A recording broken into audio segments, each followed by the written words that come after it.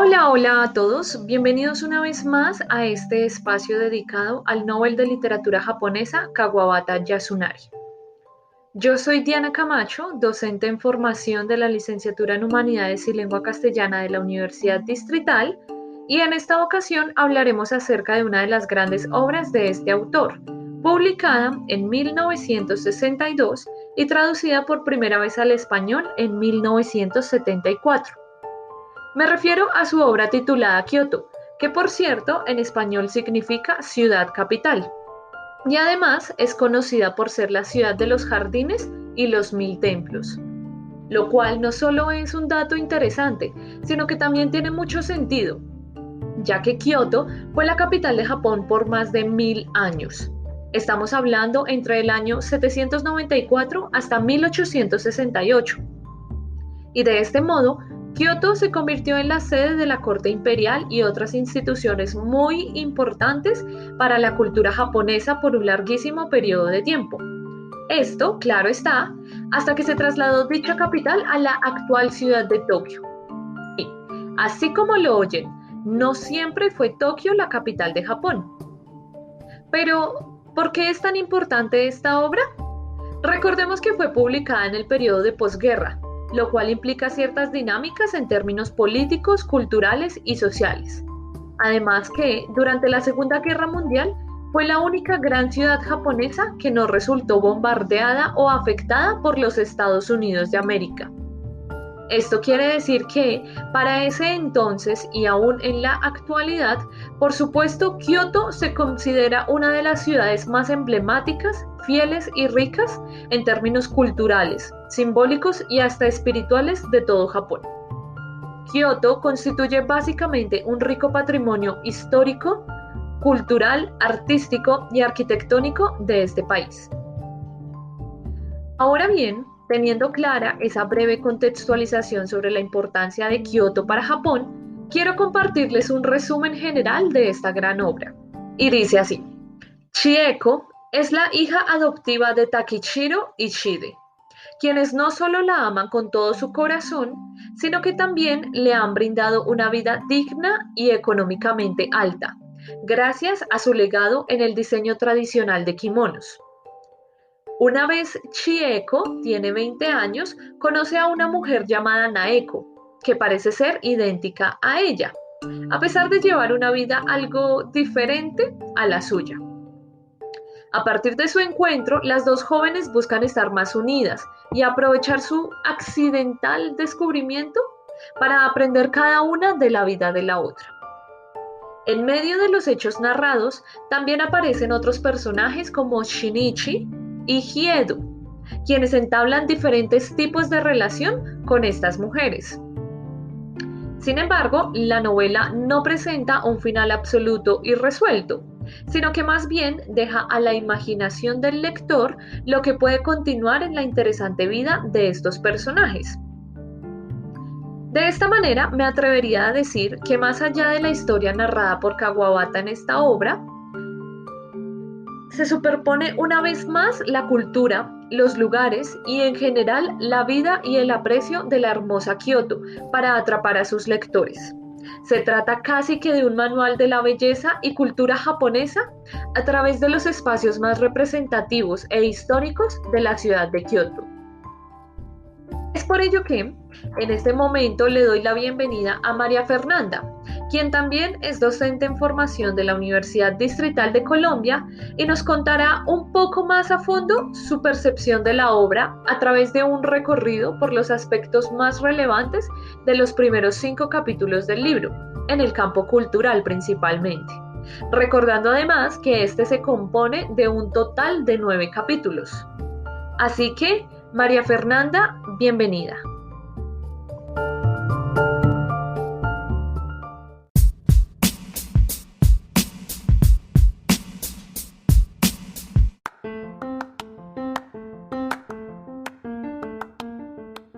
Gracias, Diana. Un cordial saludo a todos. Mi nombre es María Fernanda y hoy vamos a realizar un recorrido inquietante por algunos lugares emblemáticos de Japón a través de Kioto de Yasunari Kawabata. Y sin más preámbulos, vamos a comenzar. El primer capítulo de la obra se titula Flores de Primavera. En este capítulo se brinda una pequeña descripción del entorno en donde crece nuestra protagonista Chieko y se describe un lugar emblemático de Japón, como lo es la Capilla Heian, de la cual me permite realizar la descripción histórica que Kawabata hace de este lugar. Entonces dice así: la Capilla de Heian es conocida también por las solemnidades que en tiempos pasados se celebraban en ella. Los edificios erigidos a la memoria del emperador Kamo, que hace más de 1000 años trasladó la capital a la actual Kioto, datan del año 1895. Es decir, que no son muy antiguos, pero la Puerta de los Dioses y el oratorio exterior son una copia de la Puerta Oten y de la sala principal de Daigoku, el viejo palacio imperial de Heian, y allí también, a derecha e izquierda de la escalinata, se encuentran el naranjo y el cerezo.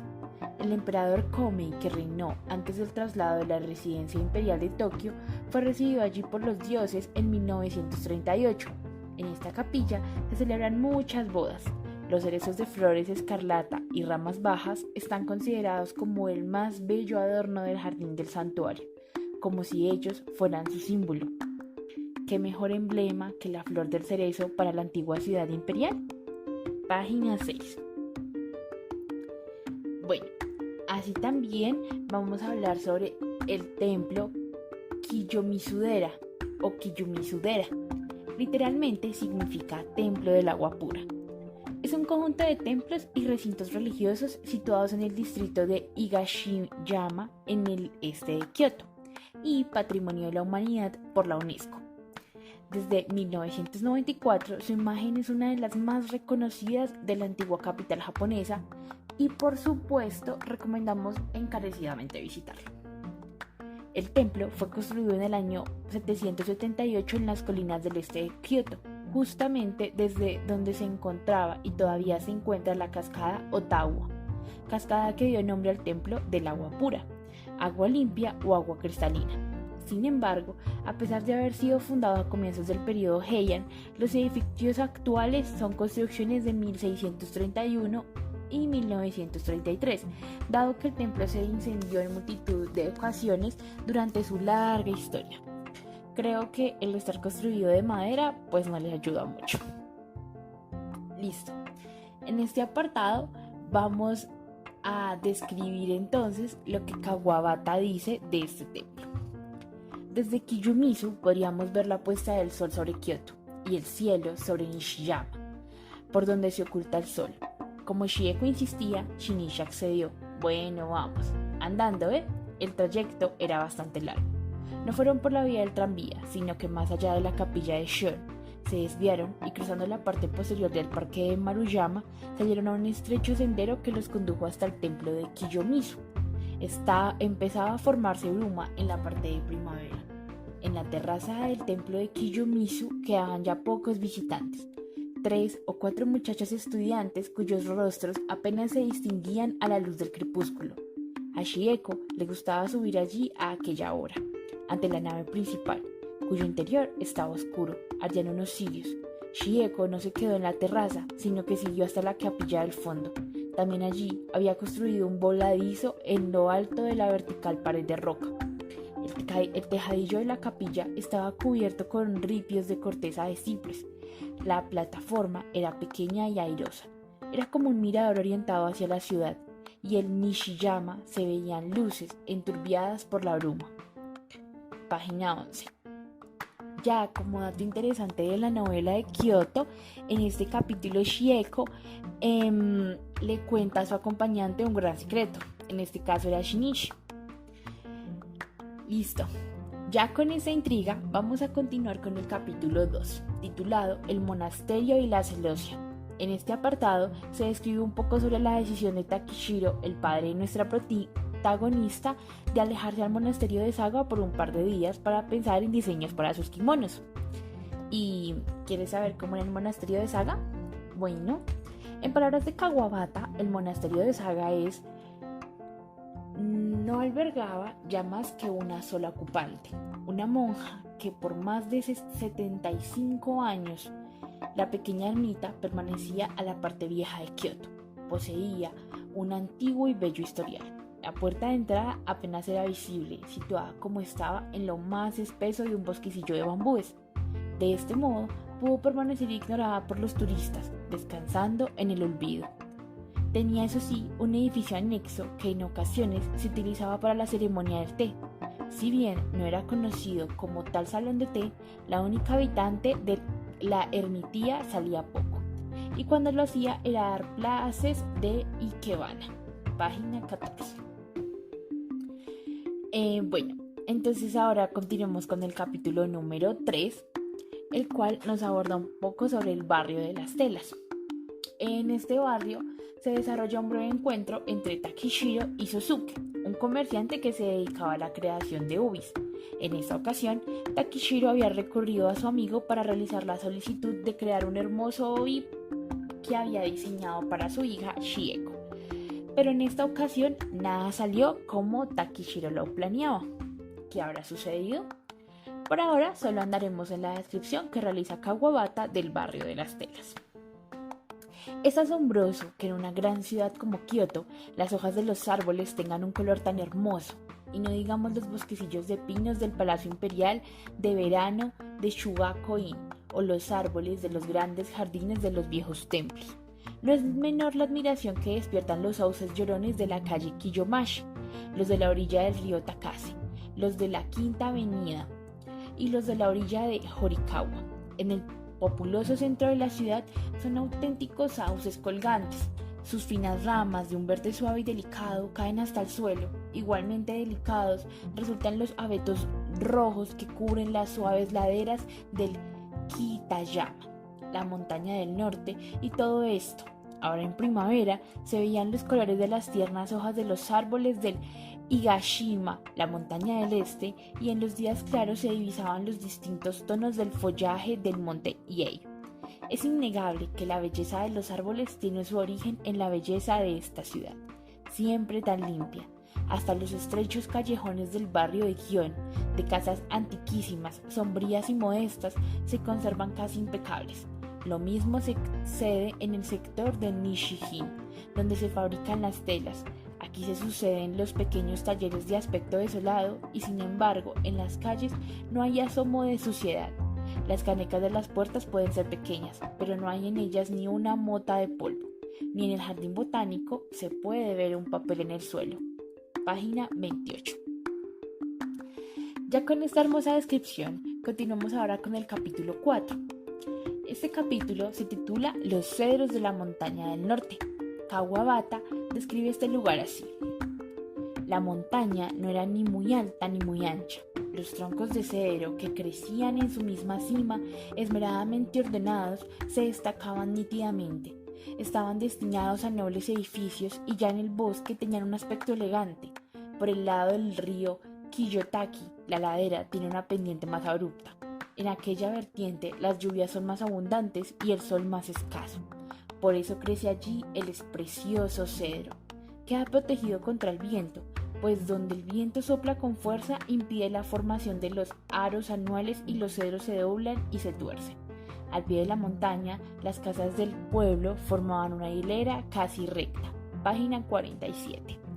Bueno, como dato curioso, al final del capítulo, Masako, la amiga de Shieko, con quien la acompañó a la montaña, aseguró haber visto una mujer exactamente igual a Shieko, con sus mismas características físicas.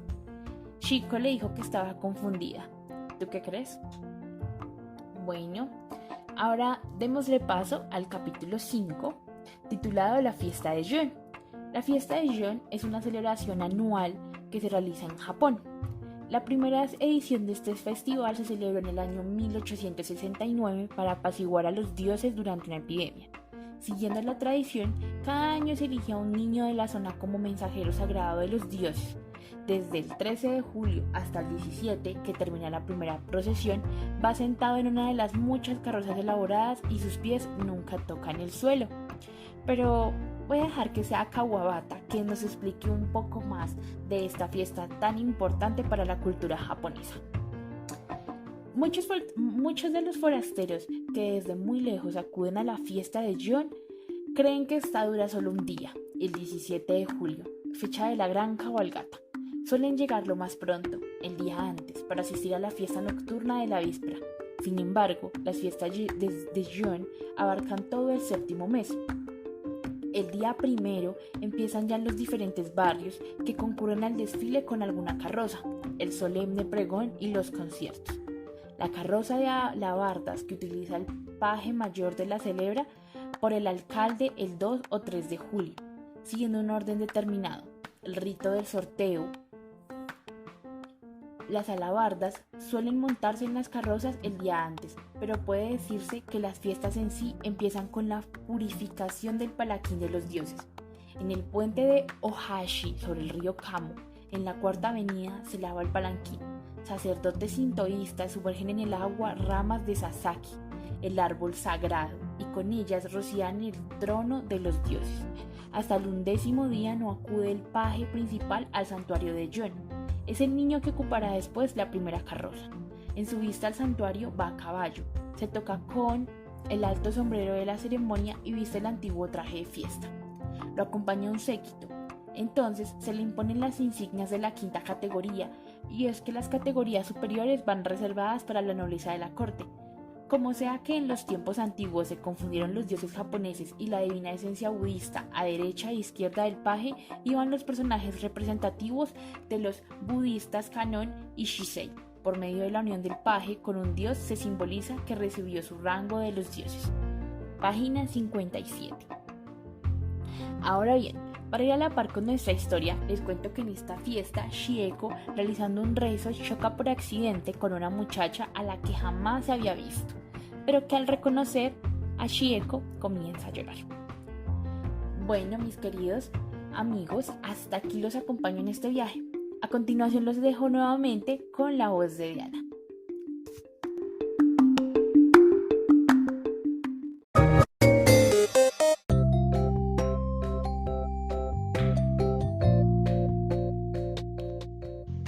Muy bien, ahora que escuchamos a Mafe, continuemos con el capítulo número 6, titulado Colores de Otoño, en el cual se hace referencia al tranvía de Kitano, por cierto, muy importante por ser el más antiguo de Japón. Este fue el medio de transporte utilizado por el padre de Chieko, Takichiro, para desplazarse de su hogar a la casa del té y otros lugares que frecuentaba. En este orden de ideas, otro de los lugares a los cuales se alude en este capítulo es el llamado barrio de las 7 casas superiores, el cual probablemente se refiere al actual Kamishi-shiken, el más antiguo de todos los barrios de geishas en Kioto. En palabras del propio Kawabata se describe como, cito, en el barrio de las 7 casas superiores ya no hay pequeñas bailarinas. No se admite a ninguna muchacha que no haya terminado los estudios secundarios. Antiguamente, en el barrio de las 7 casas superiores, había realmente solo 7 casas de té. Takichiro había oído decir que ahora se habían convertido en 20. En otra época, no muy lejana por cierto, Takichiro solía ir a divertirse en compañía de tejedores de Nishijin o de clientes del interior, al barrio de las 7 casas de té. Involuntariamente recordó a las muchachas de aquellos tiempos. Por aquel entonces, los negocios de Takichiro eran todavía prósperos. Otra de las referencias que vale la pena mencionar es la que se le hace a la fiesta de Daimonji, celebrada el 16 de agosto, una de las 3 grandes fiestas de Kioto y uno de los primeros eventos donde se reunieron las hermanas. En la narrativa del autor se nos explica que en la fiesta de Daimonji, el 16 de agosto, se encienden fuegos sagrados por las almas de los difuntos. Los fuegos que se encienden en las montañas de los alrededores sin duda tienen su origen en la antigua costumbre de lanzar al aire antorchas encendidas para despedir a las almas que vuelven al reino de los muertos. El fuego del pico Nyoji de Higashiyama forma la inicial de la palabra grande y por ello se le llama inicial grande, Daimonji. Sin embargo, los fuegos sagrados arden en 5 montañas. El Daimonji izquierdo, sobre la gran montaña del norte, o Kitayama, cerca del pabellón dorado. El fuego Myoho sobre el Matsugasaki. El fuego del barco sobre el alto de Myoken en el Kamo occidental. Y el fuego de la puerta del santuario sobre la montaña de la Saga superior. Y estos 5 fuegos sagrados, acompañantes de las almas, se encienden consecutivamente. Durante 40 minutos se apagan hasta los anuncios luminosos de la ciudad. Fragmento tomado de la página 78. Bueno, creo que con los ejemplos que hemos venido desarrollando nos queda bastante claro el por qué consideramos que su narrativa se convierte en una guía descriptiva de todos los lugares y hasta costumbres de la ciudad de los 1000 templos. Pero cabe aclarar que aún nos quedan 3 capítulos más. Así que en el capítulo 7, titulado Verde de Pinos, Kawabata nos da 2 referencias claves en términos culturales e históricos como los que hemos venido mencionando. El primero de ellos es el templo de Nansen, actualmente un santuario de culto budista, conocido no solo por su bella arquitectura, sino también por su simbología y los hermosos jardines que lo rodean. Este es aludido en el inicio del capítulo para ubicar la casa que Takichiro quiere observar junto a su esposa e hija con la intención de comprar un nuevo hogar. Ahora bien, en medio de este paseo se da la segunda referencia, la cual es el templo Shoren-in, muy conocido por ser un lugar tranquilo y hermoso para tomar el té. Tal como lo menciona Kawabata, es también reconocido por su hermoso árbol de alcanfor que se encuentra en su entrada principal, el cual en la narrativa se describe de la siguiente manera. Teniendo en cuenta que Takichiro, Chieko y Shige estaban caminando rumbo a aquel lugar. Cito. El árbol de alcanfor que crecía junto a la tapia del Shoren-in no era un árbol corriente, sino 4 que crecían entrelazados. El tronco de delante parecía el más viejo. Los 3 contemplaron el árbol en silencio. Cuando se le miraba largo rato, uno tenía la impresión de que sus retorcidas ramas poseían una fuerza inquietante. Takichiro dijo: «Oye, Chieko, tengo entendido que el árbol de alcanfor procede de las tierras más cálidas del sur. ¿Le favorece más el clima de Atami o Kyushu? ¿Ese viejo árbol no te recuerda a los árboles artificiales que se cultivan en tiestos?». Tomado de la página 87. Ya en el penúltimo capítulo, es decir, el número 8, titulado Las hermanas a finales de otoño, se hacen 2 referencias de complemento a uno de los datos importantes que ya mencionamos anteriormente, específicamente en lo concerniente a las 3 grandes fiestas de Kioto. Esta vez refiriéndose al Jidai Matsuri, o Festival de las Épocas, celebrado el 22 de octubre, y el Aoi Matsuri, en español la Fiesta de las Malvas, celebrada el 15 de mayo. Siendo esta última fiesta la ocasión en que se encontró Naeko con Hideo, vistiendo su nuevo kimono y obi, a propósito de la curiosa relación que se entabla entre estos personajes a raíz de una aparente, digamos, confusión.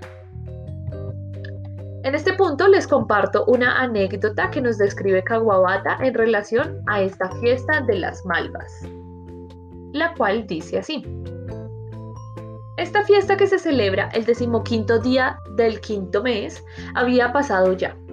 Hasta 1956 no se unió en la fiesta de las Malvas a la procesión de los enviados imperiales el cortejo de la sacerdotisa Itsuki-o. Con ello revivió el viejo rito según el cual la princesa imperial se purificaba en el río Kamo, antes de entrar al servicio del santuario de Itsuki. Delante de ella se llevaba en andas a las damas del palacio, hasta la 5ª categoría, ataviadas con sus trajes de ceremonia. Las seguían las servidoras y doncellas de la corte. Venían después la princesa en persona, que vestía los más preciosos mantos sobre una carroza tirada por bueyes. Le daban escolta a los músicos de la corte. La muchacha que representaba a la princesa, que tenía aproximadamente la edad de una estudiante, ofrecía en aquel marco un imponente aspecto. Bien, esta anécdota la pueden encontrar en la página número 42. Aquí es importante mencionar que estas fiestas son muy importantes, no solo por sus bellos desfiles, música, carrozas, trajes, bailes y comida, sino especialmente porque tienen una conexión directa en términos simbólicos con la religión y en general con las tradiciones y la historia de Japón. En resumen, podríamos decir que son fechas muy importantes para Japón, tanto así que se celebran anualmente en la antigua capital japonesa. Y es que una de esas fechas anuales que tampoco se pueden dejar de lado en el calendario de Kioto y de todo Japón es el frío invierno, el cual el Nobel japonés nos relata en su bella prosa de la siguiente manera. El día 13 de diciembre, al que desde época inmemorial se llama principio de las cosas, empieza en Kioto el inestable tiempo de invierno.